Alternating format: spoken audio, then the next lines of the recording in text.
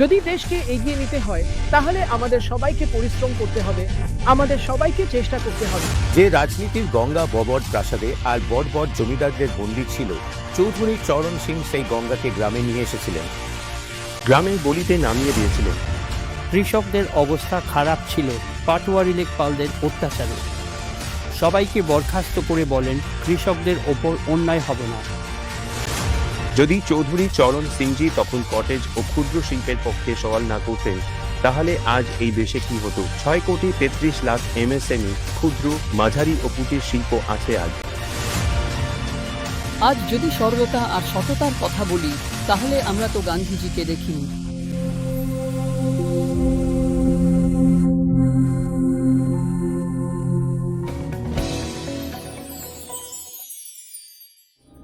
এটা 1979 সালের কথা। সন্ধ্যাবেলা এক হতাশ, ছেঁড়া ফাটা, মলিন কাপড় আর ধুতি পরা কৃষক উত্তরপ্রদেশের ইটাওয়া জেলার উসরাহাট থানায় পৌঁছালেন, যার পায়ে চপ্পলও ছিল না। হেড কনস্টেবল কৃষককে জিজ্ঞেস করলেন, হ্যাঁ, কি হয়েছে? তখন কৃষক ভয়ে আর সংকোচে জানালেন, তিনি মেল্ট থেকে আত্মীয়ের বাড়ি বোল্ট কিনতে এসেছেন, কিন্তু পথে এক পকেটমার তার পকেট কেটে নিয়েছে। এই কারণেই সে অভিযোগ লিখিয়ে নেওয়ার জন্য থানায় এসেছে। হেড কনস্টেবল চোখ কুঁচকে ধমক দিয়ে অনেক প্রশ্ন করলেন, প্রমাণ চাইলেন। শেষে কনস্টেবল বললেন, যাও, অভিযোগ লেখা হবে না। পুলিশের এই আচরণে কৃষক হতাশ ও বিরক্ত হয়ে পড়ল এবং নিরাশ হয়ে এক কোণে দাঁড়িয়ে ভাবতে লাগল, এখন কি হবে? তখনই এক সিপাহী তাকে ডেকে বলল, ঘুষ দিলে রিপোর্ট লেখা হবে। নিরুপায় কৃষক এই প্রস্তাবে রাজি হতেই মুন্সি অভিযোগ লিখতে শুরু করল। সব কথা লেখার পর মুন্সি বলল, বাবা, তুমি সই করবে না, আঙুলের ছাপ দেবে? কৃষক বলল, আমি লেখাপড়া জানি না, তাই আঙুলের ছাপ দেব। মুন্সি কৃষকের দিকে কাগজার কালি এগিয়ে দিল। ছেঁড়া জামাকা পরা কৃষক নিজের পকেটে হাত দিল এবং একটা মোহর আর একটা কলম বের করল। মুন্সি কিছু বোঝার আগেই কৃষক কাগজে ছাপ দিয়ে দিল। মুন্সি কাগজ উল্টে পড়ল। সেখানে মোহরে লেখা ছিল, প্রধানমন্ত্রী, ভারত সরকার, এবং কৃষক হাতে কলম নিয়ে নিজের নাম লিখেছিল। এবার থানায় হুলস্থুল পড়ে গেল। পুরো থানা এই ব্যাপারে অবাক হয়ে গেল যে দেশের প্রধানমন্ত্রী নিজে একজন কৃষকের ছদ্মবেশে থানায় এসে রিপোর্ট লিখিয়েছেন। এরপর পুরো থানাকে সাসপেন্ড করে দেওয়া হলো। এই ঘটনা খবরের কাগজে ছাপা হলো। থানায় চৌকিতে একটা ভয়ের স্রোত বয়ে গেল, কারণ সাধারণ অভিযোগকারীও প্রধানমন্ত্রী হতে পারে। এই ছিলেন মহর্ষি দ্বন্দ্ব সরস্বতীর একান্ত ভক্ত এবং ভারতের পঞ্চম প্রধানমন্ত্রী চৌধুরী চরণ সিং।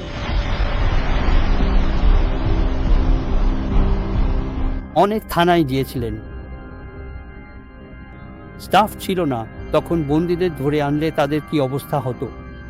সেখানেই 2 কাপের মধ্যে দুঃখে দোকানে মারা, সাসপেন্ডও করেছিলেন। কৃষকদের দুর্বস্থা হতো, পাটওয়ারি আর লেকপালরা করতো এসব। তাদের সবাইকে একসাথে বরখাস্ত করে দিয়েছিলেন, বলেছিলেন কৃষকদের সঙ্গে এই ধরনের আচরণ আমি হতে দেব না।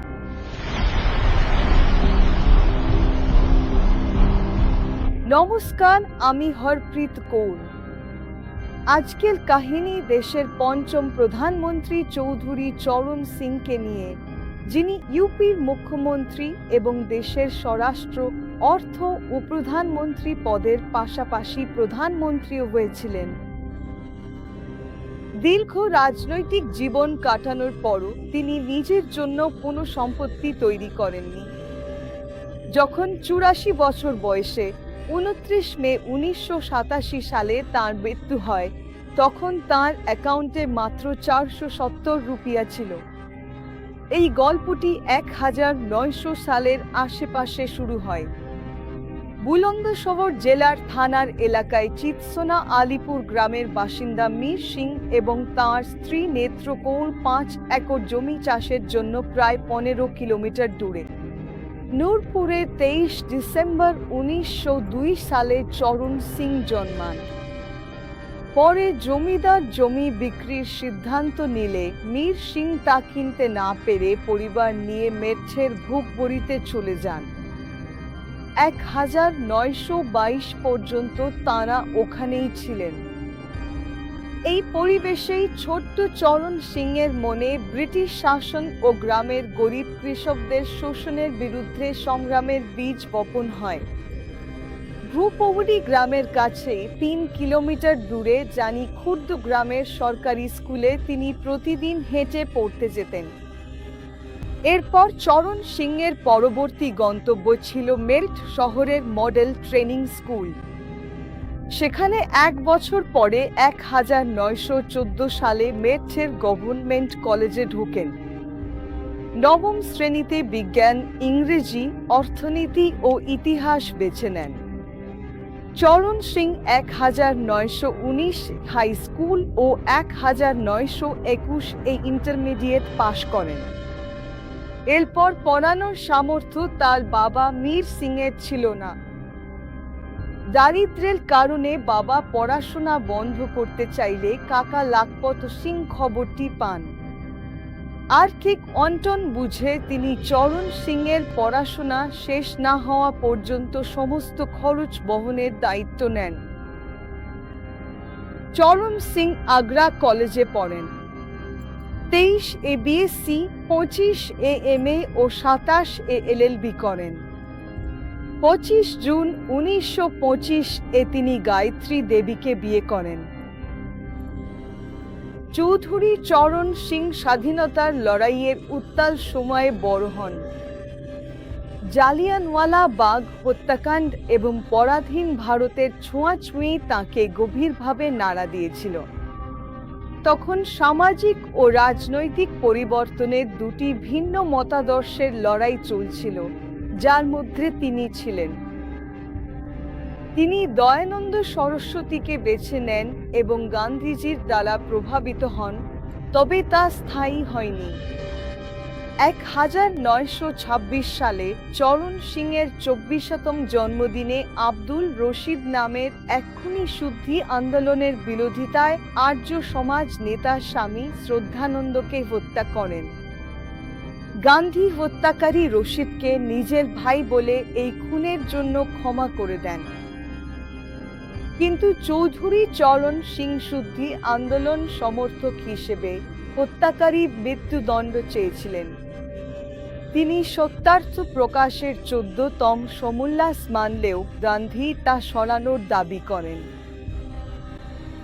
তাকে একবার জিজ্ঞাসা করা হয়েছিল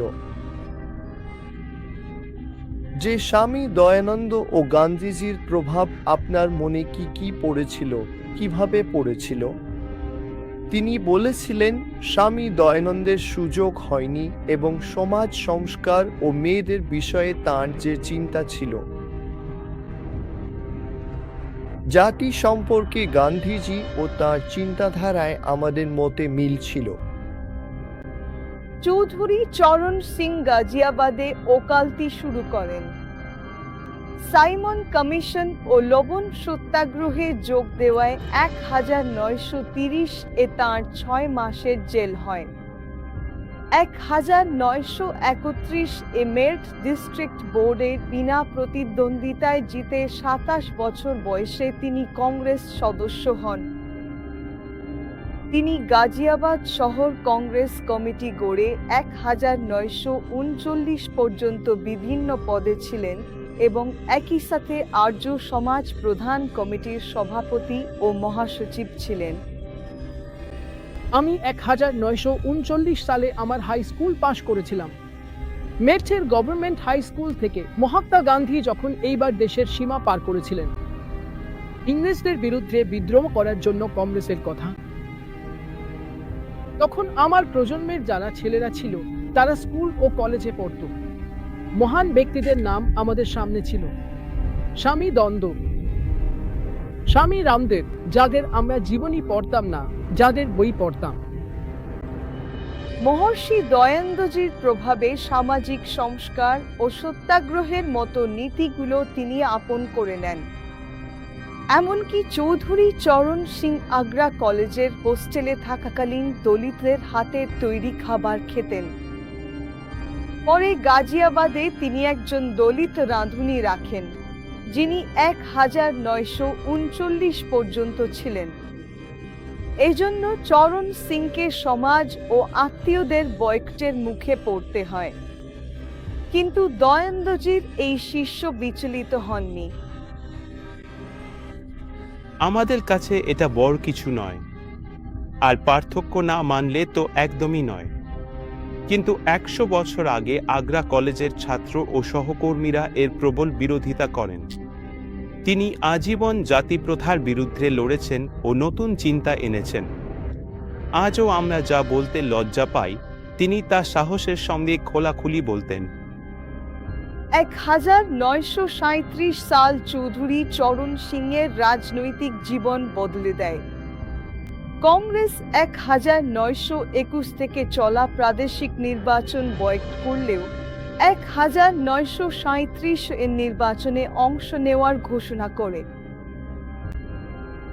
ইউপি অ্যাসেম্বলিতে কংগ্রেস চরণ সিংকে মেরঠের দক্ষিণ পশ্চিম আসনে প্রার্থী করে।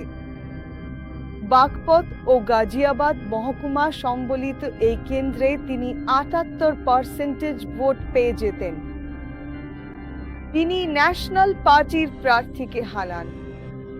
পরে এই আসনটি ছপরলি হয়, কিন্তু 1941 সালের ব্রিটিশ বিরোধী আন্দোলনের কারণে তাকে আবারও জেলে যেতে হয়।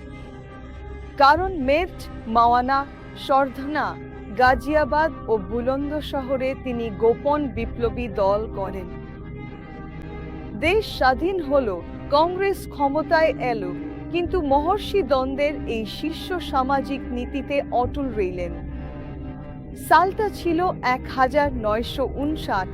কংগ্রেসের নাগপুর অধিবেশনে প্রধানমন্ত্রী পণ্ডিত জওহরলাল নেহেরু কন্ট্রাক্ট ফার্মিং এর প্রস্তাব দেন। কংগ্রেসের সব নেতা চুপ ছিলেন। কংগ্রেসে প্রধানমন্ত্রী নেহেরুরই একছত্র আধিপত্য ছিল। নেহেরুর সঙ্গে দ্বিমত মানে কংগ্রেসে নিজের রাজনৈতিক ভবিষ্যতের ইতি চেনে দেওয়া, কিন্তু অকাট্য যুক্তি নিয়ে চৌধুরী চরণ সিং নেহেরুর প্রস্তাবের তীব্র বিরোধিতা করেন। নেহেরুর প্রশংসায় যারা নিজেদের ভবিষ্যৎ দেখতেন, সেই কংগ্রেসীদের করতালির মাঝে চরণ সিং বলেছিলেন, এই তালি প্রমাণ করে আপনারা সবাই আমার ভাবনার সঙ্গে একমত, কিন্তু আপনাদের মধ্যে আমার মতো খোলামেলা মত প্রকাশ করার সাহস নেই।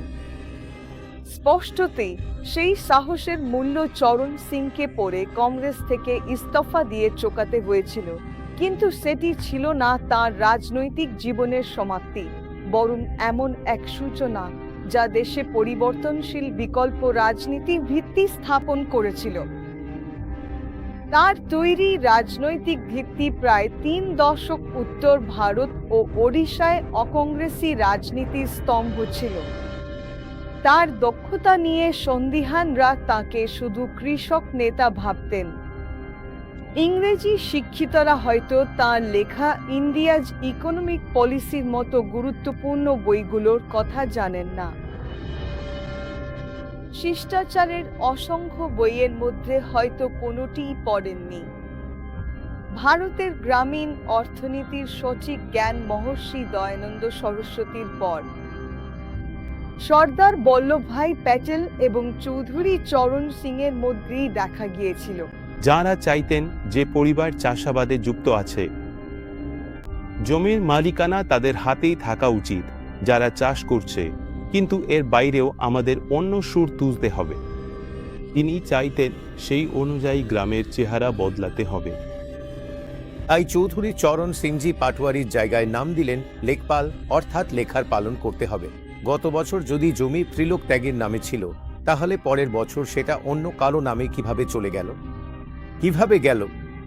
যারা পাটোয়ারি এইভাবে করতেন, যখন লেখপালদের তিনি নিয়ন্ত্রণে আনলেন, তাদের বরখাস্ত করে দিতেন, তাই সেই ভয় আজও আছে। এজন্য এখন লেখপালরা কোথাও কোনো ভুল নামে জমি নথিভুক্ত করেন না। এটা চৌধুরী চরণ সিংজি করেছেন।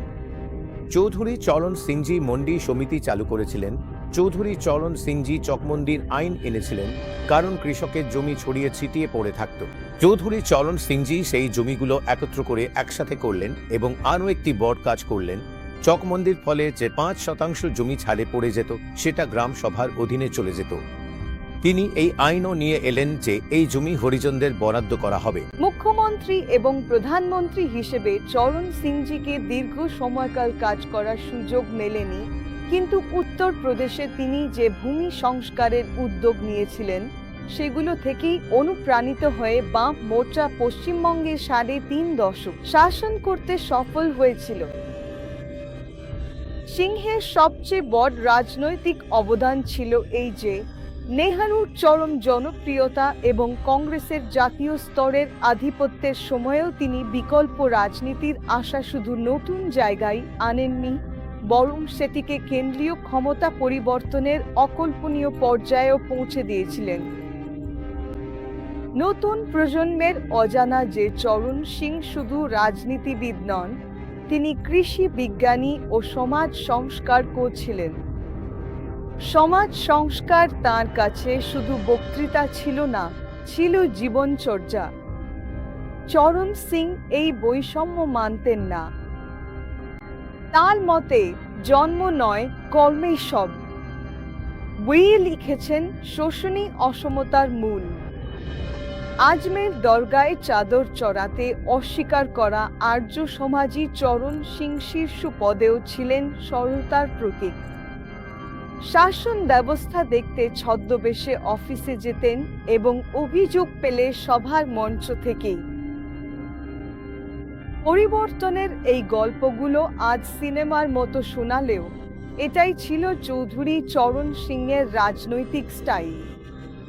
কখনো নিজের লোকের ভুল সমর্থন করেননি, আবার অন্যের ভালো কাজের প্রশংসা করতেও ভোলেননি। এই মহান নেতার উত্তরাধিকারীরা তার ঐতিহ্য এগিয়ে নেওয়া তো দূর, ধরে রাখতেও পারেননি। চৌধুরী চরণ সিং পশ্চিম উত্তরপ্রদেশের ছোট্ট গ্রাম নূরপুর থেকে সংগ্রামী রাজনৈতিক যাত্রা শুরু করে দেশের শাসন ক্ষমতা অর্জন করেছিলেন। চৌধুরী চরণ সিং সেই ব্যক্তি যিনি তার চিন্তাধারার মাধ্যমে ভারতীয় রাজনীতিতে শুধু চাষাবাদ ও কৃষক নয়, শ্রমিকদেরও সেই অধিকার পাইয়ে দিয়েছিলেন, যার জন্য প্রত্যেকেই মন থেকে তার নাম মুখে আনতে বাধ্য হন। সত্যিকারের মহর্ষি দ্বন্দ্ব সরস্বতীর ভক্ত সেই, যে কোনো মূল্যে নিজের নীতিতে আপোস করে না। পৃথিবীতে কেবল সেই মহান ব্যক্তিদের গৌরবগাথা দেওয়া হয় যারা নীতিতে পাহাড়ের মতো অটল থাকেন। মহর্ষি দ্বন্দ্ব সরস্বতীর এই সত্যিকারের সৈনিককে আর্য সমাজের পক্ষ থেকে শর্ত সাপেক্ষে প্রণাম। দেখছেন জয় হিন্দু।